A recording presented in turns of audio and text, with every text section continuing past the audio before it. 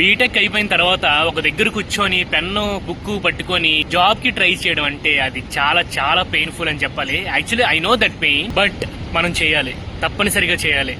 అలా ప్రిపేర్ అవుతేనే మనకి జాబ్ వస్తుంది. బట్ ఆ హార్డ్ వర్క్ చేసే ప్రాసెస్ ని మనం సింపుల్ గా చేసుకోవాలి. మన ప్లాన్ ని మనమే తయారు చేసుకోవాలి. ఒక డేని మనం ఎలా ప్లాన్ చేసుకోవాలో మనమే ప్రిపేర్ చేసుకోవాలన్నమాట. సో గైస్, నేను చెప్పి ఈ ట్రిక్ పాటించండి, మీకు యూజ్ అవుతామో చూద్దాం. జస్ట్ ట్రై చేయండి, తప్పే ఉంది. ఫ్రెషర్స్, స్టూడెంట్స్ అందరూ, జాబ్ కి ప్రిపేర్ అయ్యే వాళ్ళందరూ రోజుకి ఒక్కటే ప్రాబ్లం చేయండి. ఒక థియరీ క్వశ్చన్ చదవండి, ఒక ప్రాబ్లం చేయండి. ఇలా రోజుకు ఒక ప్రాబ్లం చేస్తే 30 రోజుల్లో 30 ప్రాబ్లమ్స్, 1 year లో 365 ప్రాబ్లమ్స్ చేస్తారు మీరు.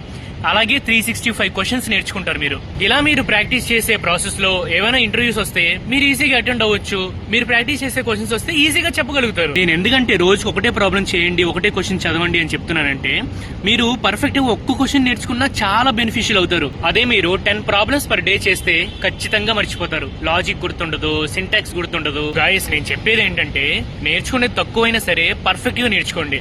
అది మనకు కావాలి. Trust me guys, if you follow this rule, you definitely gain more confidence. ఇలాంటి జెన్యూన్ ఒరిజినల్ కంటెంట్ కోసం ఈ వీడియోకి ఒక లైక్ చేయండి, మన ఛానల్ ఫాలో చేసుకోండి. సో ఈ రోజు నుంచి ఈ రూల్ ని ఎవరైతే పాటించాలనుకుంటున్నారో, ఇప్పుడు నేను చెప్పింది ఇలా కామెంట్ చేయండి, చూస్తే ఎంతమంది పాటిస్తున్నారు.